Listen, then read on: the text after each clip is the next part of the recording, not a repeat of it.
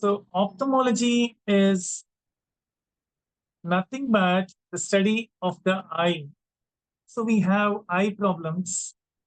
So what all eye problems are there, we have to consult an ophthalmologist. అంటే ophthalmology గురించి care తీసుకునే doctor ophthalmologist అన్నమాట.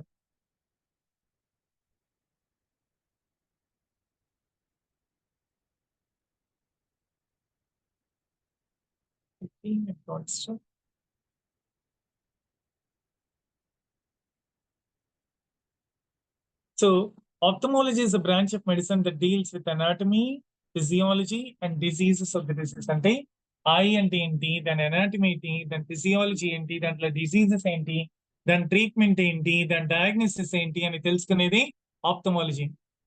So ఆప్థమాలజీలో specialist ఏమంటారంటే ophthalmologist అంటారు. So what are the common diseases which we get in ophthalmology? The first disease which we can go through is myopia. So మనకి చాలా మందికి తెలుసు మయోపియా అంటే ఏంటంటే, myopia means short sightedness. So మనకి టూ టైప్స్ ఆఫ్ సైట్ ఉంటుంది, short sight and long sight, far sightedness అంటారు. అంటే కొంతమందికి దగ్గరగా ఉండేవి కనపడవు అనమాట, same. So then it is called as short sightedness. So in medical terminology it is called as myopia. And the second one is hyperopia, అంటే far sightedness. So these people, they have hyperopia, and it is a vision condition in which distant objects are usually seen more clearly than the closed ones. Third disease is astigmatism. So astigmatism ante entante, astigmatism lo cornea anedi irregular shape ఉంటుంది. I think all of you know the parts of the eye. Same, first గాని మన image గాని చూస్తే, here you can see retina, cornea. You can see, I visualized also cornea, the uppermost layer. So ఎప్పుడైతే cornea అనేది irregular shape లో ఉంటుందో అప్పుడు మనకి విజన్ ఎలా ఉంటుంది, బ్లర్రెడ్ విజన్ ఉంటుంది అనమాట. Means vision will not be clear. And మనకి నియర్ విజన్ కానీ ఫార్ అవే విజన్ కానీ రెండు సరిగ్గా కనపడవు. దాన్ని ఆస్టిగ్మాటిజం అంటారు. అంటే కొంతమందికి నియర్ సైటెడ్నెస్ ఉంటుంది, కొంతమందికి ఫార్ సైటెడ్నెస్ ఉంటుంది. ఆస్టిగ్మాటిజం అంటే రెండు రకాల సైట్ ఉంటుంది అనమాట. Next one is cataract. ఇది చాలా సార్లు మనం వినుంటాం కూడా, శుక్లము సంథింగ్ అని అంటూ ఉంటారు. So cataract means it can develop in one eye or it can develop in both the eyes. అంటే క్యాట్రాక్ట్ వచ్చినప్పుడు బ్లర్రీ విజన్ ఉంటుంది, అంటే చూపు సరిగ్గా కనపడదు అనమాట. అండ్ లైట్ కి సరిగ్గా రెస్పాండ్ అవ్వనమాట, కలర్స్ సరిగ్గా డిఫరెన్షియేట్ చేయలేం. దాన్ని cataract. I think you might have observed in aged people cataract operation చేసుకుంటూ ఉంటారు. The next one is glaucoma. So glaucoma అంటే ఇది కూడా ఒక common disease which is increasing nowadays a lot. ఈ గ్లౌకోమా అనేది వేరియస్ రీజన్స్ వల్ల వస్తుంది. అంటే బై బర్త్ ఉండొచ్చు, or by excessive pressure in the eye nerve ఉండొచ్చు. అంటే ఐ లోపల నర్వ్స్ కానీ ప్రెషర్ కానీ, అంటే ఆప్టిక్ నర్వ్ కానీ ఎక్కువ ప్రెషర్ పడితే, అంటే మనకి ట్యాప్ లోంచి వాటర్ వెళ్ళే పైప్ లోపల ప్రెషర్ ఎక్కువ పడితే ఏమవుతుంది, అది బర్స్ట్ అయిపోతుంది. అలాగే ఐ లోపల ఆప్టిక్ నర్వ్ ఎప్పుడైతే ప్రెషర్ ఎక్కువ వస్తుందో గ్లౌకోమా వచ్చేదానికి స్కోప్ ఉంటుంది అనమాట. సో ఈ గ్లౌకోమాకి క్యూరే లేదు, ఓన్లీ ట్రీట్మెంట్. క్యూర్ అంటే బాగు చేసే స్కోపే లేదు. అంటే ఎక్కడ వరకు డిసీజ్ వచ్చి ఎక్కడ వరకు డ్యామేజ్ అయితే అక్కడ వరకు మనం ఆపేయగలం, ఇంకా స్ప్రెడ్ కాకుండా. కానీ దానికి కంప్లీట్ క్యూర్ అనేది లేదు. సో ఈ glaucoma it can be treated either by medicines or by surgery అనమాట. So what is the first one? We have studied myopia, hyperopia, astigmatism, cataract, glaucoma. And alage next one is diabetic retinopathy. Diabetic retinopathy, a word లోనే ఉంది. diabetic అంటే diabetes వస్తుంది. దేనికి disease వస్తుంది? Retina.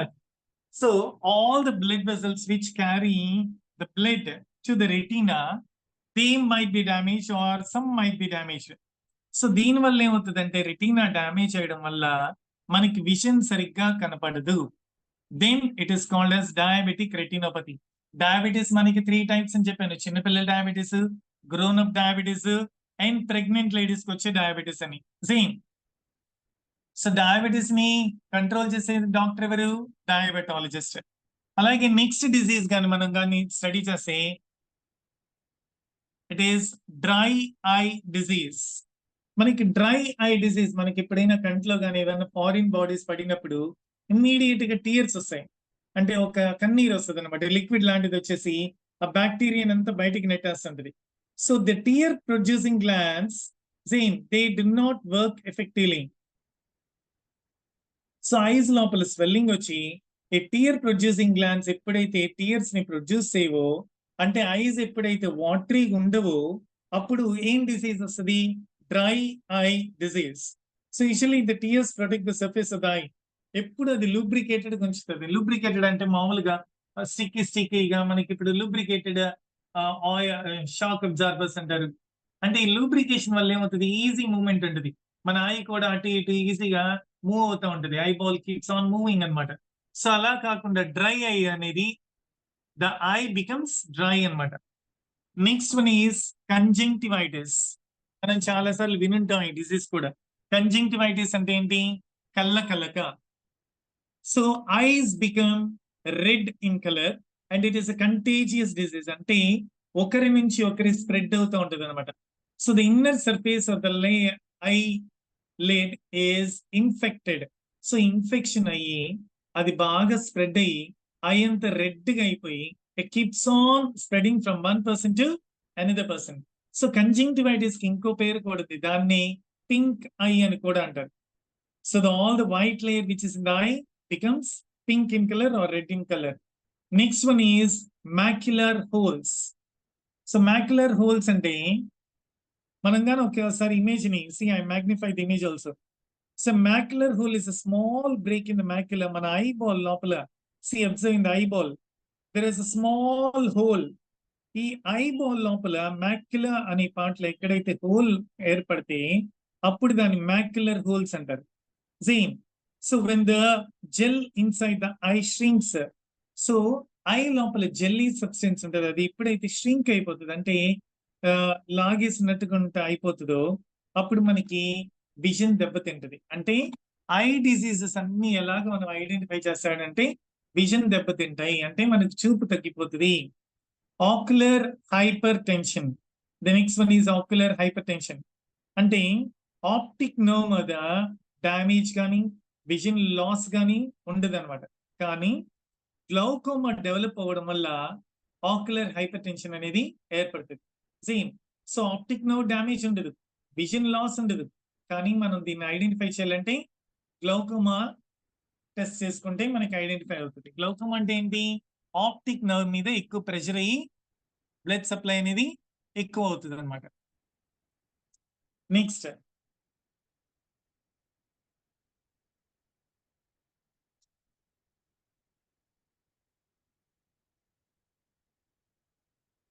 vision tests. So before we go to the next one, we will just have a glance at all the diseases. Myopia ante near sightedness, hyperopia ante far sightedness, astigmatism ante near sightedness రావచ్చు, far sightedness రావచ్చు, cornea irregular shape లో ఉంటుంది. Cataract అంటే మనకు already తెలుసు, శుక్లం something they call it. Blurry vision అంటది. Colours ని వాళ్ళు ఐడెంటిఫై చేయలేరు. అంటే కలర్స్ ని ఐడెంటిఫై చేయలేరు అంటే ఒక డిసీజ్ ఉంది కలర్ బ్లైండ్నెస్ అని. వాళ్ళకి కలర్స్ ని వాళ్ళు గుర్తుపట్టలేరు, దాన్ని కలర్ బ్లైండ్నెస్ అంటారు. బ్రేక్ ఇన్స్పెక్టర్ దగ్గరికి మనం లైసెన్స్ కి వెళ్ళినప్పుడు కూడా టెస్ట్ చేస్తారు, ఎందుకంటే రెడ్ సిగ్నల్ వీళ్ళకి కనపడదా అని. Next glaucoma. గ్లౌకోమా అంటే ఏంటి? ఆప్టిక్ నర్వ్ మీద ప్రెషర్ ఎక్కువ పడి ఆ నర్వ్ డ్యామేజ్ అయిపోతుంది. Diabetic retinopathy. డయాబెటీస్ వల్ల రెటీనా డ్యామేజ్ అవుతుంది. Dry eye syndrome. Dry eye syndrome అంటే టీయర్స్ ని ప్రొడ్యూస్ చేయవు, ఐస్ అంతా డ్రైగా అయిపోతుంది. కంజంక్టివైటిస్, దీన్ని పింక్ ఐ అని కూడా అంటారు. ఇది కళ్ళ కలక అంటారు. ఇది వన్ పర్సన్ నుంచి అనదర్ పర్సన్ స్ప్రెడ్ అవుతూ ఉంటుంది. It is a contagious disease. Next one is macular hole. అంటే ఐబాల్ లోపల మాక్యులర్ అనే స్పేస్ లో హోల్ పడితే దాన్ని మాక్యులర్ హోల్ అంటారు. Ocular hypertension. సో ఈ ఆక్యులర్ హైపర్ టెన్షన్ కానీ మనం రెగ్యులేట్ చేయకపోతే అది గ్లౌకోమాకి దారి చేస్తుంది అనమాట. So what are the various diagnostic test అంటే మనం ఇవన్నీ కనుక్కోవాలంటే విజన్ టెస్ట్ చేయాలి. విజన్ టెస్ట్ అనగానే మనకి ఫస్ట్ గుర్తొచ్చేది ఏంటి? ఏబీసీడీలన్నీ ఆప్థమాలజిస్ట్ దగ్గరికి వెళ్ళగానే ఏబీసీడీలు పెడతారు, చదవమంటారు. అంటే అవి మనం దూరంవి చూడగలుగుతున్నామా లేదా అని. అలాగే ఆ టెస్ట్ అయిపోయిన తర్వాత దగ్గరే చూడగలుగుతున్నామా లేదా అని ఒక చిన్న పేపర్ లాంటిది ఇచ్చి చదవమంటారు. సో విజన్ టెస్ట్ కండక్ట్ చేస్తారు. ఎవరు కండక్ట్ చేస్తారు? ఆప్థమాలజిస్ట్ అన్నమాట. ఆప్థమాలజిస్ట్ అంటే ఎవరు? I doctor. So first one is visual acuity. So small అంటే చిన్న లెటర్స్ ని ఇప్పుడు చూడండి, ఫస్ట్ ఇమేజ్ ఇప్పుడు స్క్రోల్ చేసిన ఇమేజ్. సో విజువల్ అక్యూటీ అంటే మనకి ఎంత అక్యూట్ గా ఎంత పర్ఫెక్ట్ గా ఏ లెటర్స్ ని చూడగలుగుతున్నాం అంటే పెద్ద లెటర్స్ సారీ పెద్ద లెటర్స్ ని చూడగలుగుతున్నావా, స్మాల్ లెటర్స్ ని చూడలేకపోతున్నావా, ఎంత డిస్టెన్స్ లో చూడగలుగుతున్నా అని 20 feet డిస్టెన్స్ లో మన పేషెంట్స్ ని కూర్చోబెట్టి వాళ్ళు చదవమని చెప్తారు. అంటే 20 feet డిస్టెన్స్ లో ఏ లెటర్స్ చూడగలుగుతున్నారు, ఏ లెటర్స్ చూడలేకపోతున్నారు అని. ఆ టెస్ట్ ని ఏమంటారు? విజువల్ అక్యూటీ టెస్ట్ అంటారు. Next one is refraction test. Refraction test అంటే so this is also a type of test in which the person will be having an exact idea. అంటే కళ్ళకి ఎలాంటి glasses ని రిఫర్ చేయాలి, ఎంత సైట్ అంటే glass refer చేయాలి అనేది చెక్ చేసేదానికి is slit lamp examination. Next one is what? Slit lamp examination. ఒక్కసారి చూడండి, slit lamp examination. Zane. So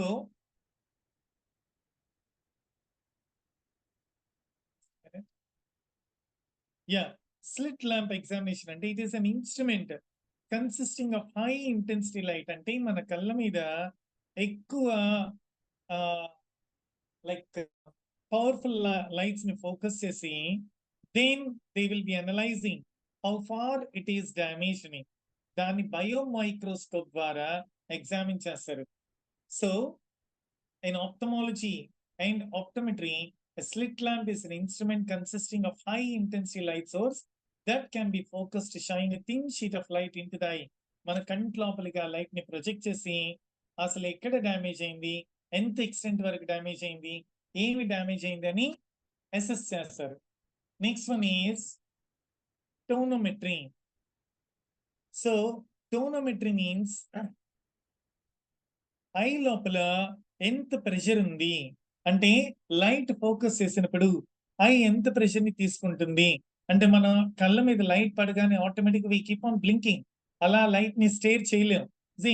so ఈ టోనోమీటర్ అనే instrument, you can see the instrument over here. Tonometer is an instrument use for estimating the intraocular pressure of the intact eye. Eye లోపల ఉండే pressure ని measure చేయడానికి వాడే ఇన్స్ట్రుమెంటే tonometer. Next colour vision. ఇందాక చెప్పిన break ఇన్స్పెక్టర్లు ఒక test చేసుకురమ్మంటారు ophthalmologist దగ్గర.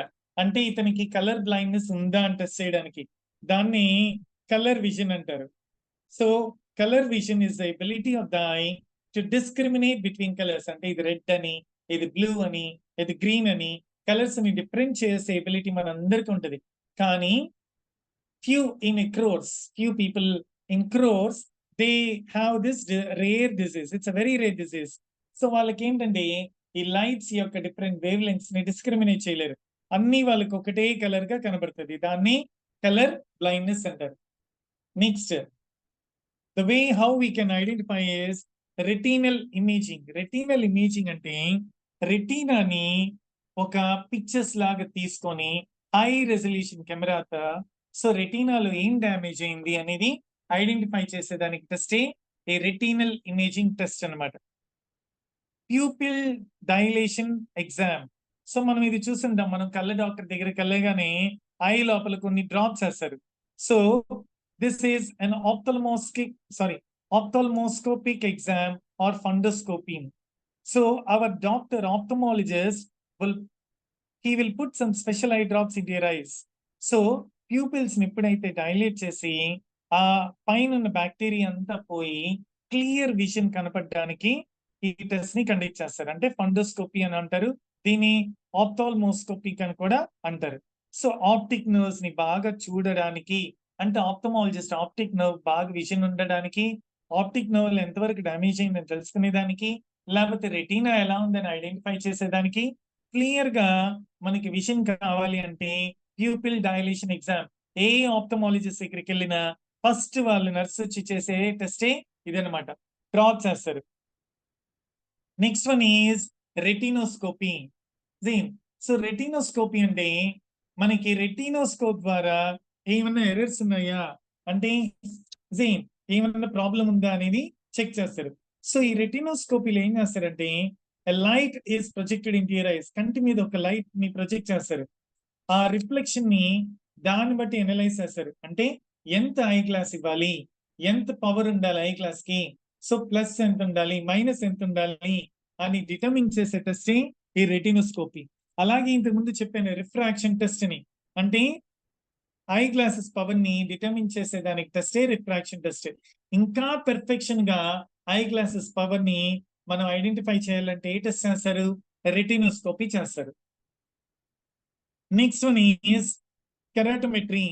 So keratometry అంటే కార్నియా ఒక కర్వేచర్, కార్నియా అని చూస్తే ఒక లిడ్ లాగా ఒక మూత లాంటి షేప్ లో ఉంటుంది.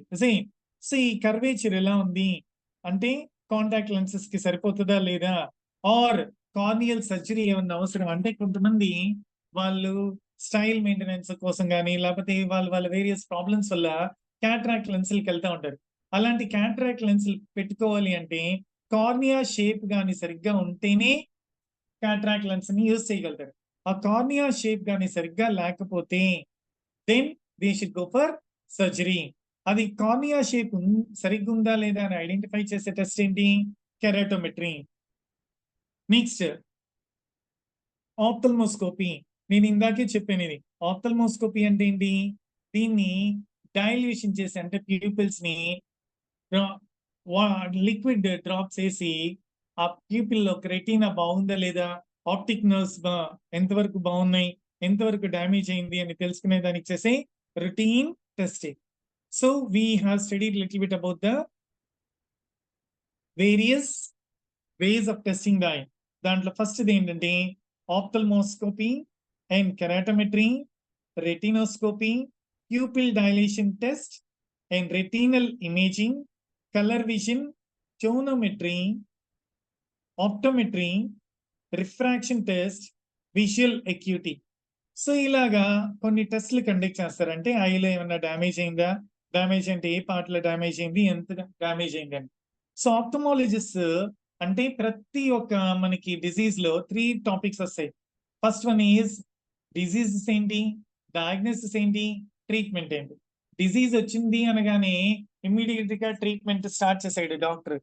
దాన్ని డయాగ్నోస్ చేస్తారు అంటే ఎంతవరకు ఆ డిజీజ్ ఉంది, అది అసలు డిజీజ్ ఉందా లేదా అని ఐడెంటిఫై చేసేదానికి డయాగ్నోస్ చేస్తారు. డయాగ్నోస్ చేసిన తర్వాత ట్రీట్మెంట్ చేస్తారు. సో మనం డయాగ్నోసిస్ డిజీజెస్ తెలుసుకున్నాం, డయాగ్నోసిస్ మెథడ్స్ తెలుసుకున్నాం. Now we are going to study about the surgeries, various types of surgeries.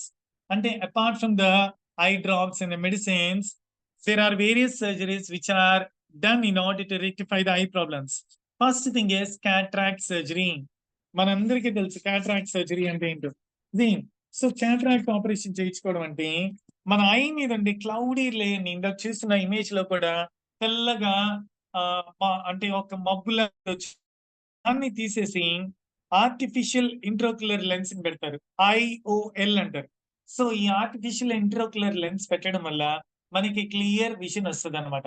It is a very simple surgery. And cataract surgery ఒక ఐ అయిపోయిన తర్వాత ఇంకొక ఐకి చేస్తారు, 2 ఐస్ కి ఒక్కసారి చేయరు. And LASIK surgery. So cornea shape గాని ఇర్రెగ్యులర్ గా ఉన్నా ఆర్ మన విజన్ ఇంప్రూవ్ చేసుకోవాలన్నా ఇది ఇంకొక బెటర్ సర్జరీ అనమాట. ఏం సర్జరీ, లాసిక్ సర్జరీ. అంటే ఈ లాసిక్ సర్జరీ చేసుకోవడం వల్ల కాంటాక్ట్ లెన్సులు కానీ నార్మల్ గ్లాసెస్ కానీ యూజ్ చేయాల్సిన అవసరమే లేదు. And corneal transplantation.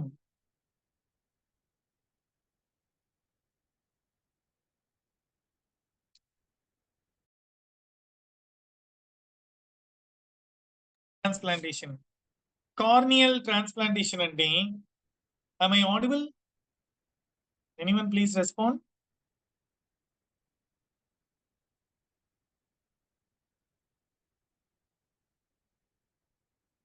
Yeah! Corneal transplantation అంటే కార్నియాని ట్రాన్స్‌ప్లాంట్ చేస్తా అంటారు. అంటే ఇప్పుడు మనం ఐ డొనేషన్ అంటారు. ఐ డొనేషన్ అనే వర్డ్ వినుంటారు. ఐ డొనేషన్ అంటే టోటల్ ఐ బాల్‌నంతా తీసుకోరు. They just take the cornea. So it is a surgical procedure where the damaged or diseased cornea is replaced by a new cornea. అంటే ఎవరైతే కార్నియాని donate చేస్తారో, అంటే eye donation చేస్తారో, వాళ్ళ కార్నియాని transplant చేస్తారు. దాన్ని కార్నియల్ ట్రాన్స్‌ప్లాంటేషన్ అంటారు. Glaucoma surgery. గ్లౌకోమా అంటే ఆల్రెడీ మనం డిస్కస్ చేసాం. ఏమని? ఐ లోపల ఉన్న ఆప్టిక్ నర్వ్‌లో ప్రెషర్ ఎక్కువైపోతదని. ఆప్టిక్ నర్వ్‌లో ప్రెషర్ ఎక్కువైనప్పుడు చేసే సర్జరీని glaucoma surgery. So, next one is droop eyelids అంటారు. డ్రూప్ ఐలిడ్స్ అంటే మనం దీని గురించి ఆల్రెడీ మనం ఇంతకుముందు చదివాను. డ్రూపింగ్ ఐలిడ్స్ అంటే. సో, ఇది మనకి ప్లాస్టిక్ సర్జరీలో కూడా వస్తది. బ్లెఫరోప్లాస్టీ అంటారు. అంటే మన కళ్ళ కిందున్న ఆ గన్నీ బ్యాగ్స్ లాంటివి అంటే సాగింగ్ స్కిన్ అన్నమాట. ఆ డ్రూపింగ్ ఐలిడ్స్ నంతా సర్జరీ ద్వారా రిమూవ్ చేసి అక్కడున్న ఐలిడ్ స్కిన్‌ని టైటన్ చేస్తారు. ఎందుకు? యూత్‌ఫుల్ అపియరెన్స్‌కి. దాన్ని బ్లెఫరోప్లాస్టీ అంటారు. Next PRK. So, PRK surgery అంటారు. PRK surgery is to reshape the cornea surface. అంటే కార్నియా సర్ఫేస్ ని రీషేప్ చేయడానికి చేసే సర్జరీయే లేజర్ సర్జరీ. ఇది కూడా లాసిక్ సర్జరీ లాగానే ఉంటది. కానీ ఇది లాసిక్ సర్జరీ కంటే లిటిల్ బిట్ బెటర్ సర్జరీ అన్నమాట. Next lid margin repair. So I think all of you know what is mean by lid margin repair. అంటే ఐలిడ్స్ దగ్గర ఐలిడ్ మార్జిన్ గాని ఇర్రెగ్యులర్ గాని ఉంటే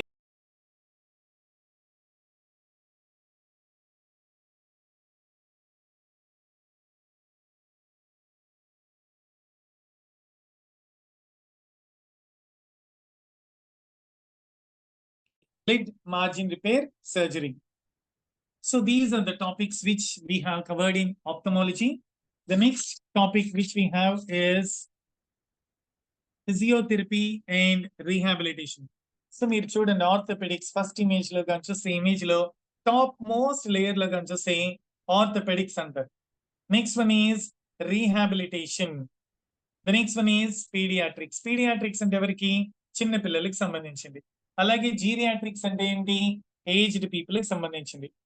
సో ఆర్థోపెడిక్స్ అంటే ఆర్థోపెడిషన్ ఏం చేస్తారంటే మనకి లిమ్స్ లో ఏం ఇర్రెగ్యులారిటీస్ ఉన్నా, లిమ్స్ లో ఏం ప్రాబ్లమ్స్ ఉన్న వాటిని రెక్టిఫై చేసిన తర్వాత కొన్ని ఎక్సర్సైజెస్ సజెస్ట్ చేస్తారు. ఆ ఎక్సర్సైజెస్ అన్ని ఎవరు చేయిస్తారంటే ఫిజియోథెరపిస్ట్ చేయిస్తారు. అండ్ రీహాబిలిటేషన్ సెంటర్స్ అంటే వాళ్ళని నార్మల్ కండిషన్ కి తీసుకొచ్చేదానికి కొన్ని సెంటర్స్ ఉంటాయి. వాటిని రీహాబిలిటేషన్ సెంటర్స్ అంటారు. కొంతమంది వాళ్ళ రెగ్యులర్ యాక్టివిటీస్ ని కూడా వాళ్ళు చేయలేకపోతారు.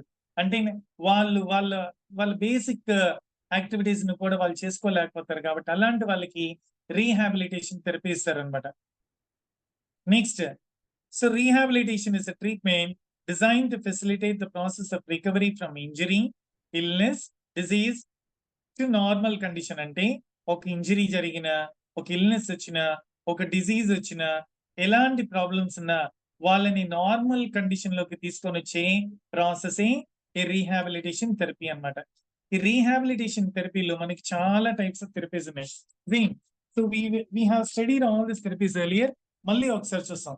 First one is Ram exercise, range of motion exercise అంటారు. అంటే జాయింట్స్ ఎప్పుడైతే మనం మూవ్ చేయలేకపోతామో, అంటే మనం జాయింట్స్ ని ఎప్పుడైతే మన చేతుల్ని స్ట్రెచ్ చేయలేకపోతామో, ఆ డాక్టర్స్ ఏం చేస్తారంటే ఎక్సర్సైజెస్ ద్వారా బాడీ లిమ్స్ మూవ్మెంట్ ని యాక్టివేట్ చేస్తారు. దాన్ని రేంజ్ ఆఫ్ మోషన్ ఎక్సర్సైజెస్ అంటారు. నెక్స్ట్ వన్ ఈజ్ మజిల్ స్ట్రెంగ్ exercises.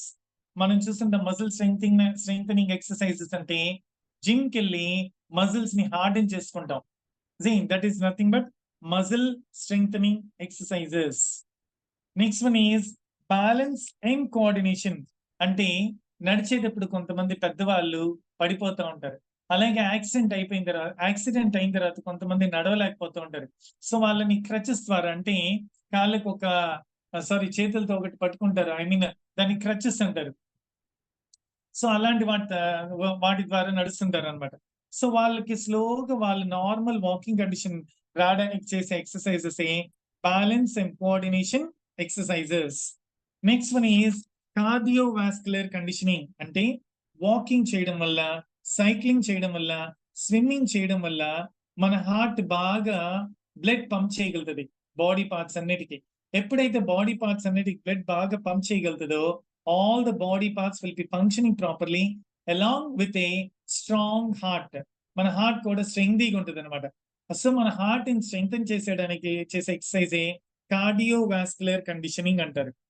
Next one is flexibility exercises. అంటే మన బాడీని చూడండి ఫ్లెక్సిబుల్‌గా ఉంచడానికి. అంటే కొన్నిసార్లు మనం గాని చూస్తే I'm just I don't know the exact terminology for that. దొమ్మరోళ్ళు అంటారు. వాళ్ళు ఒక చిన్న తాడు లాంటి దాని మీద నడుస్తా ఉంటారు. బాడీని రౌండ్ సర్కిల్ లాంటి షేప్‌లో చేసేస్తుంటారు. 10 సార్లు పల్టీలు కొడతా ఉంటారు. అంటే వాళ్ళ బాడీ ఎలా అయినా ట్విస్ట్ చేయగలుగుతారనమాట. దాన్నే ఫ్లెక్సిబిలిటీ అంటారు.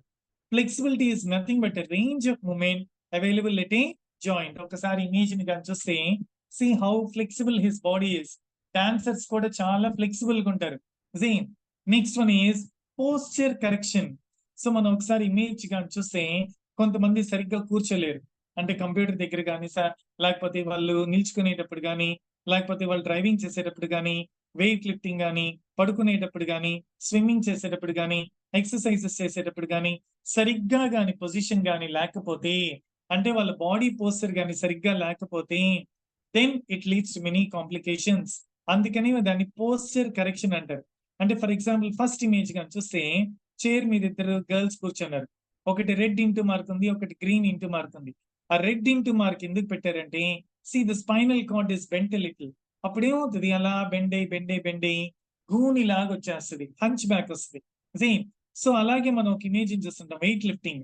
సీ ఆ వెయిట్ లిఫ్టింగ్ గాని మనం వెయిట్ లిఫ్టింగ్ చేసే వాళ్ళని గాని చూస్తే రెడ్ ఇమేజ్‌ని చూడండి వెయిట్ లిఫ్టింగ్‌లో. See the image over here. ఆ వెయిట్ లిఫ్టింగ్ చేసేటప్పుడు వెయిట్ లిఫ్టర్స్ ఎప్పుడు వెయిట్స్ ని ఇలా లిఫ్ట్ చేయరు. They lift the weight in this manner. ఎందుకు అలా చేస్తారంటే ఒకవేళ వాళ్ళు అలా వెయిట్ ని గాని ఆ రెడ్ మార్క్ వేసిన పోస్టర్ లో గాని లిఫ్ట్ చేస్తే వాళ్ళ నడుం పట్టేస్తుంది ఒక్కసారి. సో ప్రాపర్ పోస్టర్ లో ఉండాలి. ఏ పని చేసేటప్పుడైనా proper posture is very very important. దాన్ని పోస్టర్ కరెక్షన్ అంటారు. Next aquatic therapy. నేను ఇంతకు ముందు దీని గురించి కూడా చెప్పాను. ఆక్వాటిక్ థెరపీ అంటే ఏంటి? ఆక్వా అంటే వాటర్. థెరపీ అంటే ఏంటి? ట్రీట్మెంట్. సో వాటర్ లో ఎక్సర్‌సైజెస్ చేయించి మన బాడీ పార్ట్స్ ని బాగా మూవ్ చేసుకునే దానికి ప్రొవైడ్ చేసే థెరపీయే ఆక్వాటిక్ థెరపీ. Respiratory exercises. అంటే ఇప్పుడు మన లంగ్స్ బాగా పనిచేయాలి అంటే కార్డియోవాస్కులర్ ఎక్సర్‌సైజెస్ చేసాం. సేమ్ అలాగే మజిల్ స్ట్రెంథెనింగ్ ఎక్సర్‌సైజెస్ చేసాం. ఇప్పుడు మనకు కావాల్సింది ఏంటి? Respiratory exercises. అంటే లంగ్స్ బాగా పనిచేయాలంటే బ్రీతింగ్ ఎక్సర్‌సైజెస్ చేయాలి. అంటే బ్రీతింగ్ ఎక్సర్‌సైజెస్ చేస్తే డీప్ బ్రీతింగ్. డీప్ బ్రీతింగ్ అంటే ఇన్హలేషన్. కాఫింగ్ అంటే ఎక్సలేషన్.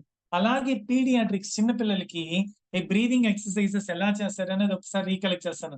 ఒక బెలూన్ ఇచ్చి బ్లో చేయమంటారు. బ్లో చేయడం వల్ల ఏమవుతది? ఎక్సలేషన్ అవుతది. వాళ్ళకి మామూలుగా ఎక్సర్‌సైజెస్ ఏంటంటే చేయరు. ఎక్సలేషన్ అంటే గాలి ఊదడం. అలాగే ఇన్హలేషన్ అంటే ఒక స్ట్రా ఇచ్చి గాలి పీల్చుకుంటారు. దాన్ని ఇన్హలేషన్ అంటారు. సో ఇన్హలేషన్ ఎక్సర్‌సైజెస్ చేయడం వల్ల లంగ్స్ బాగా పనిచేస్తాయన్నమాట. Next topic is pain management. అంటే ఎవ్రీబడీ ఫీల్స్ పెయిన్. ఆ పెయిన్ వచ్చినప్పుడు ఆ పెయిన్ ఎక్కడొస్తుంది? ఎంత వరకొస్తుంది? ఎంత ఎక్స్‌టెంట్ వరకు మనం తట్టుకోగలము? అంటే ఏ పెయిన్‌కి మనం ఎంత డ్రగ్స్ తీసుకోవాలి? ప్రతి పెయిన్‌కి మనం అంటే కొన్నిసార్లు మనకి కాలు దెబ్బ తగిలది. చిన్న పెయిన్ ఉంటది. మనం ఇమ్మీడియేట్‌గా సర్జరీ చేసుకుంటాం, ఆపరేషన్ చేసుకుంటామా? చేసుకోం. సో చిన్న దెబ్బకి మనం ఏదో ఐ మీన్ సారీ ఐడెక్సో ఆర్ సంథింగ్ ఏదో స్ప్రే గాని, జెయిన్. సో అలాంటివన్నీ మనం మూవ్ గాని, స్ప్రే గాని అవన్నీ అప్లై చేస్తుంటాం. So that is a normal thing. అంటే కొన్ని వాటికి ఆయింట్‌మెంట్స్ వాడతాం. కొన్ని వాటికి టాబ్లెట్స్ ఏసుకుంటాం. కొన్ని వాటికి ఇంజెక్షన్స్ ఏసుకుంటాం. కొన్నిటికి అన్‌బేరబుల్ పెయిన్ అంటే సర్జరీకెళ్తాం. అంటే pain management is nothing but a programme related to the types of pains. అంటే పెయిన్ అంటే ఏంటి? అది ఎన్ని రకాలుంటది? టాబ్లెట్స్ ఏ వాటికేసుకోవాలి? ఏ వాటికి చేసుకోకూడదు అండ్ ఎక్సర్సైజెస్ చేస్తే పెయిన్ తగ్గుతుందా? ఎలాంటి ఎక్సర్సైజెస్ చేయాలి? ఇవన్నీ తెలుసుకునే టాపికే పెయిన్ మేనేజ్మెంట్. నెక్స్ట్ ఈ రీహాబిలిటేషన్‌లో కొన్ని మెథడ్స్ ఉన్నాయి. సో ఎలాంటి రీహాబిలిటేషన్ మెథడ్స్ అంటే ఎలక్ట్రికల్ స్టిమ్యులేషన్ అంటే it is a very simple meaning. Electrical stimulation అంటే ఎలక్ట్రిక్ కరెంట్స్ ని యూజ్ చేసి మజిల్స్ ని స్టిమ్యులేట్ చేస్తారు. అంటే ఎక్కడైతే మజిల్స్ మూవ్మెంట్ ఉండదో, ఎక్కడైతే మజిల్స్ రిజిడ్ గా ఉంటాయో, అంటే కదలకుండా ఉంటాయో, అలాంటి మజిల్స్ మూవ్మెంట్ కి లైట్ గా ఎలక్ట్రికల్ స్టిమ్యులేషన్ కలగజేస్తారు. దానివల్ల ఏమవుతుందంటే ఆ పెయిన్ రిలీవ్ అయిపోయి మజిల్ మూవ్ అవడానికి మనకి ఫ్లెక్సిబుల్ గా ఉంటుంది. నెక్స్ట్ అల్ట్రా సౌండ్ థెరపీ అంటే హై ఫ్రీక్వెన్సీ సౌండ్ వేవ్స్ ని జనరేట్ చేసి టిష్యూస్ లోపల ఆ పెయిన్ ని తగ్గిస్తారనమాట. That is nothing but ultrasound therapy. Heat therapy, ఇది మీకు ఆల్రెడీ చెప్పాను. హీట్ థెరపీ అంటే మనకి ఎప్పుడైనా బాడీ పెయిన్స్ వచ్చినప్పుడు కానీ జీన్, సో అలాంటప్పుడు ఏం చేస్తారంటే వేడి నీళ్ళతో స్నానం చేస్తుంటారు ఆర్ హాట్ ప్యాక్స్ పెడుతుంటారు, దాన్ని హీట్ థెరపీ అంటారు. సో జాయింట్స్ దగ్గర బ్లడ్ ఫ్లో పెంచాలన్నా ఆర్ మజిల్స్ రిలాక్స్ అవ్వాలన్నా, పెయిన్ తగ్గించాలన్నా, ఒకవేళ ఎక్కడైనా గడ్డ కట్టినట్టుంటే హీట్ థెరపీ చేస్తారనమాట. Quite opposite is cold therapy. Cold therapy అంటే ఐస్ గడ్డలు పెడతా ఉంటారు ఆర్ కోల్డ్ బాత్. మీరు చూస్తుంటారు కొన్నిసార్లు హీరోయిన్స్ జీన్, సో ఐస్ బ్లాక్స్ లో వాళ్ళ ఫేస్ పెడతా ఉంటారు. కోల్డ్ బాత్ ఇదేమవుతుంది అంటే స్వెల్లింగ్స్ ని తగ్గిస్తుంది అండ్ ఆ నమ్నెస్ అంతా క్రియేట్ చేసి it is also a type of treatment అనమాట. Next one is, so ice థెరపీని కూడా ఏమంటారంటే క్రయోథెరపీ అని అంటారు. ట్రాక్షన్, ట్రాక్షన్ అంటే ఒకసారి చూడండి, ఫ్రాక్చర్ అయిన పేషెంట్ కి you can see in the image, ఆ పేషెంట్ కాలుని ఒక తాడు లాంటి దానికి ఉంటే బ్రేలాడి తీసి కట్టేశారు. సో ఒక పుల్లింగ్ ఫోర్స్ ఏం చేస్తుందంటే అతని కాలుని ఎక్స్టెండ్ చేయడానికి, ఆ లింబ్ లెంగ్తనింగ్ కి చేయడానికి ఏం చేస్తారంటే అక్కడ ఒక వెయిట్ ని, పుల్లి అంటే బావికి పుల్లి ఎలా ఉంటుందో అలాగ ఒక పుల్లి లాంటి దాన్ని కట్టి అవతల సైడ్ ఒక ఇసుక మూట లాంటిది కానీ లేకపోతే ఒక 500 grams వెయిట్ కానీ అలాంటి ఎంత వరకు లాగాల ప్రెషర్ ని అవతల సైడ్ పెడతారు అనమాట. దాన్ని ట్రాక్షన్ అంటారు. Next massage therapy. So many people they will be going for massage centres కి వెళ్తుంటారు. మసాజ్ సెంటర్స్ అంటే అక్కడ మసాజ్ సెంటర్స్ లో ఏం చేస్తుంటారు, వాళ్ళు మసాజ్ చేస్తారు, బాడీని అంతా రిలాక్స్ చేసే దీనికి తీసుకెళ్తారు అనమాట. అంటే they keep on massaging and they keep on trying to సూత్ the body, అంటే పెయిన్ తగ్గించడానికి, ఓవరాల్ గా సర్క్యులేషన్ పెంచడానికి, మజిల్స్ రిలాక్స్ చేయడానికి చేసే థెరపీయే మసాజ్ థెరపీ. హైడ్రోథెరపీ. హైడ్రో అంటే ఏంటి, వాటర్. ఇంతకు ముందు మనం చదివాం ఆక్వాటిక్ థెరపీ అని. ఆక్వా అంటే ఏంటి, వాటర్ అని చెప్పాం. సో ఆక్వాటిక్ థెరపీకి హైడ్రోథెరపీ స్లైట్ వేరియేషన్ ఏంటంటే, హైడ్రోథెరపీ అంటే వాటర్ ని ఎక్స్టర్నల్ గా యూజ్ చేసి ట్రీట్మెంట్ ఇస్తారు, వాటర్ ని ఇంటర్నల్ గా యూజ్ చేసి కూడా ట్రీట్మెంట్ ఇస్తారు. దాన్ని హైడ్రోథెరపీ అంటారు. Laser therapy. లేజర్ థెరపీ అంటే లేజర్ ని యూజ్ చేసి, means laser light is used to heal the tissues. అంటే ఏ టిష్యూస్ అయితే డ్యామేజ్ ఉన్నాయో వాటిని హీల్ చేయడానికి చేసే థెరపీయే లేజర్ థెరపీ. ఆర్ పెయిన్ తగ్గించడానికి కొన్నిసార్లు లేజర్ థెరపీని యూజ్ చేస్తారు. అలాగే మూమెంట్ ని, అంటే బాడీలో మజిల్స్ ఎక్కడైతే కాంట్రాక్ట్ అయిపోయినట్టుగా ఉంటాయో వాటిని నార్మల్ గా రెగ్యులరైజ్ చేయడానికి చేసే ట్రీట్మెంట్ లేజర్ థెరపీ అన్నమాట. ఇన్ఫ్రారెడ్ థెరపీ ఈ వర్డ్ లోనే ఉంది. So they will B using the infrared light to generate heat. అంటే ఇన్ఫ్రారెడ్ లైట్ ని యూజ్ చేసి దాని ద్వారా వచ్చే హీట్ ని ప్రొడ్యూస్ అవడం వల్ల సర్క్యులేషన్ ని పెంచుతారు, ఆ మజిల్స్ యొక్క టెన్షన్ ని తగ్గిస్తారు, పెయిన్ ని కూడా రిలీజ్ చేస్తారు, అంటే తగ్గిస్తారు అనమాట. దాన్ని ఇన్ఫ్రారెడ్ థెరపీ. స్ట్రెంగ్త్ ట్రైనింగ్, ఇంతకు ముందు మీకు చెప్పాను మజిల్ స్ట్రెంగ్థనింగ్ అని. సో స్ట్రెంగ్త్ ట్రైనింగ్ అంటే మనకి జిమ్ కి వెళ్తుంటారు. ఎందుకు జిమ్ కి వెళ్తుంటారు, బాడీ యాక్టివ్ ఉంచడానికి, మజిల్స్ ని స్ట్రెంగ్తన్ చేసుకోవడానికి వాళ్ళు చేసే ట్రైనింగే స్ట్రెంగ్త్ ట్రైనింగ్ అనమాట. So we will just recollect all the words, టెర్మినాలజీని ఒక్కసారి రీకలెక్ట్ చేసుకుంటాం, then will go to the next topic. Strength training, infrared therapy, laser therapy, hydrotherapy, massage therapy, traction, cryotherapy, దీన్ని ఐస్ థెరపీ అని కూడా అంటారు. Heat therapy, దీన్నే థెర్మోథెరపీ అని కూడా అంటారు. Ultrasound therapy, electrical stimulation. So all these are the ways how to reduce the pain అన్నమాట. So pain అంటే ఏంటి, పెయిన్ లో రకాలేంటి అని తెలుసుకోవచ్చు. So what are the various ways to treat, respiratory exercises ద్వారా లంగ్స్ ని నార్మల్ కండిషన్ కి తీసుకురావచ్చు. ఆక్వాటిక్ థెరపీ ఉంది, పోస్చర్ కరెక్షన్ ఉంది, ఫ్లెక్సిబిలిటీ ఉంది, అండ్ కార్డియోవాస్కులర్ ఎక్సర్సైజ్. కార్డియో అనగానే మనకు గుర్తు రావాల్సింది హార్ట్, కార్డియో అనగానే మనకు గుర్తు రావాల్సింది కార్డియాలజిస్ట్ అనమాట. And balance and coordination exercise, muscle strengthening exercise, and next one is motion therapy, rehabilitation అంటే మళ్ళీ నార్మల్ కండిషన్ కి తీసుకొని వచ్చేది. సో మనకి 3 టైప్స్ ఆఫ్ ట్రీట్మెంట్స్ మనం ఆర్థోపెడిక్స్ లో తెలుసుకున్నాం. ఆర్థోపెడిక్స్ అంటే ఏంటి, రీహాబిలిటేషన్ అంటే ఏంటి, పీడియాట్రిక్స్ అంటే ఆల్రెడీ మనకి తెలుసు. So the last topic which we have for today is just a second, anesthesiology. So anesthesiology అంటే ఏంటంటే, second I just take a sip of water.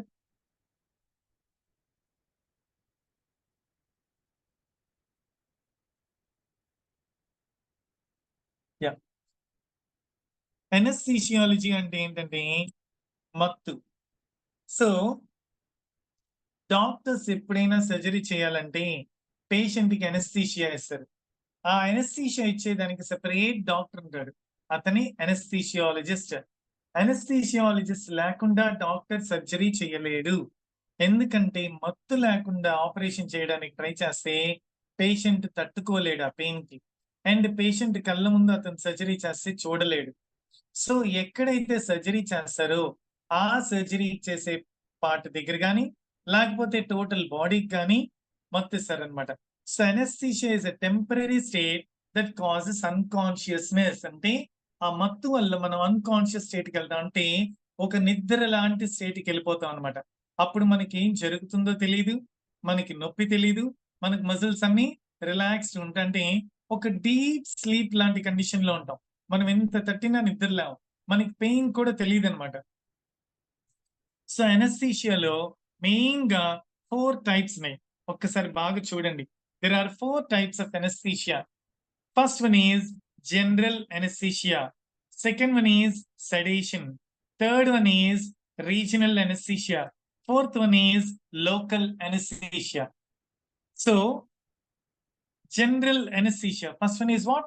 General anesthesia.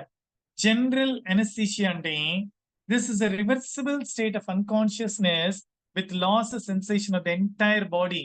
So ఒకవేళ ఇమేజ్ ని కానీ చూస్తే ఈ మత్తు చేయగానే టోటల్ పేషెంట్ బాడీకి ఏమీ నొప్పే తెలియదు అనమాట. అన్కాన్షియస్ స్టేట్కి వెళ్ళిపోతారు, తన మజిల్స్ రిలాక్స్డ్ ఉంటాయి, మంచి నిద్రలో ఉంటారు. అంటే ఈ కార్డియా హార్ట్ సర్జరీ చేసేటప్పుడు కానీ, న్యూరో సర్జరీ చేసేటప్పుడు కానీ, or what is it kidney transplantation, liver transplantation, ఇవన్నీ చేసేదానికి ఏమి అనస్థీషియా ఇస్తారు? జనరల్ అనస్థీషియా ఇస్తారు అనమాట. సెడేషన్ అంటే డిక్రీజ్ లెవెల్ ఆఫ్ కాన్షియస్నెస్, అంటే మత్తుగా ఉంటుంది. సెడటివ్స్ అంటారు. సెడటివ్స్ కొన్నిసార్లు మనం ఏదంటే ఆ మాత్రలు వెళ్ళి మనం ఫార్మకాలజిస్ట్ ని కానీ అడిగితే వాళ్ళు ఇవ్వరు అనమాట. ఎందుకంటే డాక్టర్స్ డయాస్ఫెమ్ అనే ఒక టాబ్లెట్ ఉంది, డయాస్ఫెమ్. సో ఈ డయాస్ఫెమ్ కానీ జోలో ఫ్రెష్ అని కానీ ఇలాంటి టాబ్లెట్స్ ని మనం వెళ్ళి మెడికల్ షాప్ లో కానీ అడిగితే వాళ్ళు ఇవ్వరు. ఎందుకంటే అవి మత్తు కలిగిస్తాయి, అవి ఎక్కువ తీసుకోవడం వల్ల మనిషి చచ్చిపోతాడు కూడా. సో సెడేషన్ అంటే ఏంటంటే, you should know this. Animals ని క్యాప్చర్ చేయాలి అంటే, ఫర్ ఎగ్జాంపుల్ ఒక టైగర్ ని కానీ, వైల్డ్ లయన్ కానీ, అలాంటి యానిమల్స్ ని వాళ్ళని పట్టుకొని వాటికి ట్రీట్మెంట్ ఇవ్వాలి అంటే అది పాసిబుల్ ఉంటుందా? పాసిబుల్ ఉండదు. సో యానిమల్ కి క్లీన్ చేయాలి అంటే, లేకపోతే యానిమల్ కి నెయిల్స్ కట్ చేయాలంటే, లేకపోతే యానిమల్ కి సంథింగ్ ఇంకేదైనా కేర్ తీసుకోవాలి అంటే వీళ్ళ యానిమల్ ని పక్కన కూర్చోబెట్టుకొని ట్రీట్మెంట్ ఇవ్వలేరు. సో అందుకని వీళ్ళు ఏం చేస్తారంటే, దే ఇంజెక్ట్ ద సెడేటివ్స్, అంటే గన్ షాట్ తో ఒక ఇంజెక్షన్ లాంటి దాంట్లో సెడేటివ్స్ ని బట్టి ఒక షూట్ చేస్తారు అనమాట. అప్పుడు అది ఏమవుతుంది, మత్తులోకి వెళ్ళిపోతుంది. దాని తర్వాత వెళ్ళి దానికి జనరల్ అనస్థీషియా ఇచ్చేసి ట్రీట్మెంట్ చేస్తారు. Regional anaesthesia, the third one is regional anaesthesia. Regional anaesthesia అంటే ఆ పర్టికులర్ రీజియన్ కి అనస్థీషియా ఇస్తారు. అంటే కాలికి దెబ్బ తగిలితే, కాలికి ఆపరేషన్ అవుతుంటే ఆ కాలి వరకు మనకి ఏమి తెలియదు అనమాట, నంబ్నెస్ వచ్చేస్తుంది, అంటే స్పర్శే ఉండదు. లోకల్ అనస్థీషియా, దీన్ని ఎల్ఏ అంటారు. లోకల్ అనస్థీషియా అంటే ఫర్ ఎగ్జాంపుల్ మనం డెంటిస్ట్ దగ్గరికి వెళ్ళినప్పుడు పన్ను పీకించుకునేటప్పుడు అంటే ఎక్స్ట్రాక్షన్ అంటారు. డెంటల్ ఎక్స్ట్రాక్షన్ చేసేటప్పుడు అక్కడ మాత్రం మనకి నొప్పి ఉండదు. అంటే ఒక సైడ్ చిగురిది చిన్న సూదితో గుచ్చుతాడు. తర్వాత మనకేమి తెలీదు. ఆయన ఫార్సెప్స్ తీస్తున్నా తెలీదు, సుత్తితో కొడుతున్నా తెలీదు, బ్లేడ్‌తో కట్ చేస్తున్నా తెలీదు, ఏం చేస్తున్నా తెలీదు. మనకి బ్లీడింగ్ అవుతా ఉంటది. అతను చేస్తుంది కనపడతా ఉంటది. కానీ స్పర్శ తెలీదు. దాన్ని లోకల్ అనస్థీషియా అంటారు. లోకల్ అనస్థీషియా అంటే చిన్నపాటికి బాడీలో చిన్నపాటికి ఇచ్చే అనస్థీషియా. రీజినల్ అనస్థీషియా అంటే little bit major part of the బాడీకి ఇచ్చే అనస్థీషియా. అండ్ జనరల్ అనస్థీషియా అంటే టోటల్ బాడీకి ఇచ్చే అనస్థీషియా. టోటల్‌గా మనకి 4 టైప్స్ ఆఫ్ అనస్థీషియా ఉన్నాయి. బేసిక్‌గా డివైడ్ చేస్తే 3 ఉన్నాయి. General anaesthesia, regional anaesthesia, local anaesthesia. So, general anaesthesia already మనం చదివేసాం. లోకల్ అనస్థీషియా కూడా మనకు ఐడియా ఉంది. అండ్ స్పైనల్ అనస్థీషియా ఇది కూడా తెలుసుకోవాలి. స్పైనల్ అనస్థీషియా అంటే మనం లుంబార్ పంక్చర్ అనేది ఒకటి మనం తెలుసుకున్నాం. అంటే స్పైనల్ కార్డ్ లోంచి ఒక ఫ్లూయిడ్ ని ఎక్స్ట్రాక్ట్ చేస్తారు. అలాంటప్పుడు ఏం చేస్తారంటే spinal anaesthesia involves injection of anaesthetic medicine into the cerebrospinal fluid into the spinal canal. Spinal canal లో అనస్థీషియాని ఇంజెక్ట్ చేస్తారు. అప్పుడు ఏమవుతుందంటే మనకి లోయర్ బాడీ అంతా స్పర్శే తెలియదు అనమాట. దాన్ని స్పైనల్ అనస్థీషియా అంటారు. సో ఈ అనస్థీషియా ఇచ్చేటప్పుడు అనస్థీషియా ఇవ్వకముందు, అనస్థీషియా ఇచ్చిన తర్వాత, అనస్థీషియా తగ్గిన తర్వాత కూడా కేర్ తీసుకోవాలి. ఎవరు కేర్ తీసుకోవాలి? అనస్థీషియాలజిస్ట్. అందుకని సర్జరీ జరిగేటప్పుడు ఎప్పుడు అనస్థీషియాలజిస్ట్ డాక్టర్ తోనే ఉంటాడు. సర్జరీ అయిపోయిన తర్వాత కూడా ఉంటాడు. ఎందుకంటే అనస్థీషియా వల్ల ఏమన్నా కాంప్లికేషన్స్ అరైజ్ అయ్యాయని తెలుసుకునేదానికి. సో ఈ అనస్థీషియాలజిస్ట్ కంటిన్యూస్ గా దేని ద్వారా ఐడెంటిఫై చేస్తాడంటే కార్డియాక్ మానిటర్. అంటే హార్ట్ ఎలా ఫంక్షన్ చేస్తుంది, అంటే ఏమన్నా ఇర్రెగ్యులారిటీస్ ఏమన్నా ఉన్నాయా, అంటే అనస్థీషియా తక్కువేస్తే పేషెంట్ కి పెయిన్ తెలుస్తుంది, కదులుతా ఉంటాడు. అలాగే అనస్థీషియా ఎక్కువ ఇస్తే పేషెంట్ మత్తులోకి వెళ్ళిపోతాడు అండ్ అదర్ కాంప్లికేషన్స్ వస్తుంది. అలానే ఎక్కువ అనస్థీషియా కనేసి అతను కోమాలోకి కూడా వెళ్ళిపోతాడు అనమాట. సో చాలా ఫేటల్ డ్యామేజ్ జరిగేదానికి ఉంటుంది కాబట్టి అనస్థీషియాలజిస్ట్ ఎప్పుడు ఎంత అనస్థీషియా ఇవ్వాలో అంతే ఇస్తాడనమాట. So that is one. Cardiac monitor అంటే ఈసీజీ మానిటరింగ్ చేస్తూ ఉంటాడు. ఎనీ ఇర్రెగ్యులారిటీస్ ఏమైనా ఉన్నాయా ఎలక్ట్రికల్ సిగ్నల్స్ లో హార్ట్ లో అని. నెక్స్ట్ బీపీ మానిటర్ చేస్తూ ఉంటారు. అంటే బీపీ అంటే ఏంటి? మన ఆర్టరీస్ కంటిన్యూస్ గా బ్లడ్ ని పంప్ చేస్తుంటది. బ్లడ్ ప్రెషర్ సేమ్ గా ఉండదు. అంటే బ్లడ్ బీపీ అనేది వేరియేషన్ అవుతుంటది. కొన్నిసార్లు తగ్గుతూ ఉంటది, ఎక్కుతూ ఉంటది. సో ఎప్పుడైతే ఆపరేషన్ చేస్తున్నారు అంటే పేషెంట్ కి తెలియకుండా బీపీ పెరిగిపోతూ ఉంటది. సో ఈ బ్లడ్ ప్రెషర్ ని కంట్రోల్ చేస్తూ ఉండాలి. అంటే ఈ బ్లడ్ ప్రెషర్ కానీ పెరిగితే ఆటోమేటిక్ మళ్ళీ అనస్థీషియా మీద మొత్తం మీద ఎఫెక్ట్ ఉంటది అనమాట. సో అందుకని బ్లడ్ ప్రెషర్ ని కూడా అతను మానిటర్ చేస్తూ ఉంటారు. పల్స్ ఆక్సిమీటర్ అంటే పల్స్ ఎలా ఉంది, ఆక్సిజన్ సాచురేషన్ ఎంత ఉంది అనేది కూడా చెక్ చేస్తూ ఉంటారు. అండ్ టెంపరేచర్ మానిటరింగ్ అంటే బాడీ టెంపరేచర్ ఎంత ఉంది అని కూడా అతను చెక్ చేయాలి. ఎవరు చెక్ చేయాలి? అనస్థీషియాలజిస్ట్. అనస్థెటిక్ గ్యాస్ మానిటరింగ్ అంటే this is a very very important thing. అంటే పేషెంట్ ఎంత గ్యాస్ ని ఇన్హేల్ చేస్తున్నాడు అని తెలుసుకునే దానికి అనస్థెటిక్ గ్యాస్ మానిటరింగ్. క్యాప్నోగ్రఫీ అంటే పేషెంట్ ఎగ్జేల్ చేసేటప్పుడు అంటే గాలి వదిలేటప్పుడు కార్బన్ డైఆక్సైడ్ ఎంత వస్తుంది అని తను స్టడీ చేస్తాడు. దాన్ని క్యాప్నోగ్రఫీ అంటారు. So these are the various test. ఒక్కసారి మనం టెస్ట్ ని రీకలెక్ట్ చేస్తాం. క్యాప్నోగ్రఫీ అంటే కార్బన్ డైఆక్సైడ్ ఎంత రిలీజ్ అవుతుంది అనే టెస్ట్. అనస్థెటిక్ గ్యాస్ మానిటరింగ్ అంటే ఎంత అనస్థీషియా తీసుకుంటున్నాడు అనేది. టెంపరేచర్ మానిటరింగ్ బాడీ టెంపరేచర్ ఎంత ఉంది అని తెలుసుకునేదానికి. పల్స్ ఆక్సిమీటర్ అంటే ఆక్సిజన్ సాచురేషన్ ఎంత ఉంది పేషెంట్స్ బ్లడ్ లో అని తెలుసుకునేదానికి. బ్లడ్ ప్రెషర్ బీపీ మానిటర్ చేయడానికి. అండ్ కార్డియాక్ మానిటర్ అంటే హార్ట్ లో ఎలక్ట్రికల్ సిగ్నల్స్ సరిగ్గా వెళ్తున్నాయా లేదా అని చెక్ చేయడానికి. ఇవన్నీ వేరియస్ వేస్ అన్నమాట. సో వీటితో పాటు ఈ అనస్థీషియాలజిస్ట్ 3 మీద కాన్సన్ట్రేట్ చేయాలి. అంటే 3 స్టెప్స్ ఉన్నాయి మనకి. General anaesthesia, local anaesthesia and regional anaesthesia అని ఎలా ఉన్నాయో అలాగే ఇక్కడ మనకి 3 టైప్స్ ఆఫ్ స్టేజెస్ ఉన్నాయి అనమాట. పెరియో ఆపరేటివ్ నర్సింగ్ అంటే nursing care takes place immediately before surgery, during surgery and after surgery. Before surgery operation చేయకముందు పేషెంట్ కండిషన్ ఎలా ఉంది, పేషెంట్ హాస్పిటల్ అడ్మిట్ అయిన తర్వాత అతను ఎలా ఉన్నాడు, అతనికి బీపీ ఎలా ఉంది, అతనికి ఈసీజీ ఎలా ఉంది, అతని పల్స్ ఎలా ఉంది, ఇవన్నీ టెంపరేచర్ ఎలా ఉంది అన్నీ చెక్ చేసుకుంటాడు.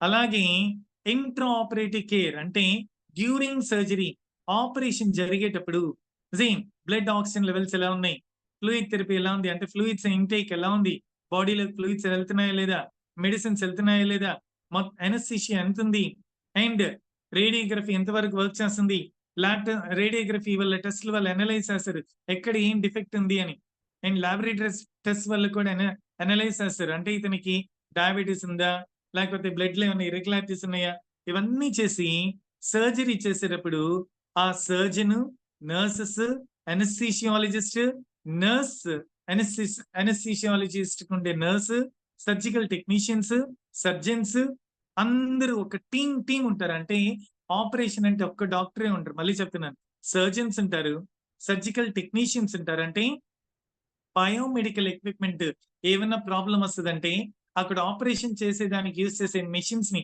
ఆపరేట్ చేసే వాళ్ళని ఎవరిని అంటారు, టెక్నీషియన్స్ అంటారు. నర్స్ అనస్థెటిస్ట్ అంటే అనస్థీషియాలజిస్ట్ కి అతను నర్స్ ని సెపరేట్ గా తెచ్చుకుంటారు, అతనికి హెల్ప్ చేసే నర్సే నర్స్ అనస్థెటిస్ట్. అలాగే అనస్థీషియాలజిస్ట్ ఉంటారు, నర్స్ ఉంటారు, అండ్ అందరూ ఉంటారు అనమాట. ఆ టీం కలెక్టివ్ గా వర్క్ చేస్తేనే ఆపరేషన్ అనేది సక్సెస్ఫుల్ గా ఉంటుంది. And post operative pain management అంటే ఆపరేషన్ అయిపోయిన తర్వాత కూడా పెయిన్ మేనేజ్ చేయాలి, దాన్ని పోస్ట్ ఆపరేటివ్ పెయిన్ మేనేజ్మెంట్ అంటారు.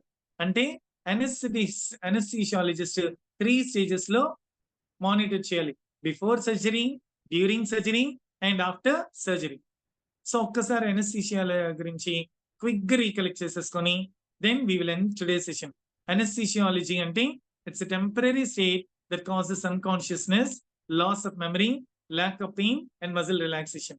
సో మనకి అనస్థీషియాలజీలో 3 ఉన్నాయి, general anaesthesia, regional anaesthesia, local anaesthesia. General అంటే బాడీ అంతటికి ఇస్తారు, లోకల్ అంటే లిటిల్ బిట్ పార్ట్ కి, రీజనల్ అంటే లిటిల్ బిట్ మోర్ అన్నమాట. నెక్స్ట్ అనస్థీషియా ఇచ్చేటప్పుడు కార్డియాక్ మానిటర్ యూస్ చేస్తారు, బ్లడ్ ప్రెషర్ చెక్ చేస్తుంటారు, పల్స్ ఆక్సిమీటర్ చూస్తుంటారు, టెంపరేచర్ చెక్ చేస్తుంటారు, అనస్థెటిక్ గ్యాస్ ఎంత వెళ్తుందని చూస్తుంటారు, క్యాప్నోగ్రఫీ ద్వారా కార్బన్ డైఆక్సైడ్ ఎంత రిలీజ్ చేస్తున్నాడని చెక్ చేస్తారు. సో అనస్థీషియాలజిస్ట్ 3 స్టేజెస్ లో మానిటర్ చేయాలి, pre operative, during operative and after post operative అంటే ఆపరేషన్ అయిన తర్వాత. Okay, so these are the things అనమాట. So let us leave for today. Thank you and sorry for the delay in starting the class.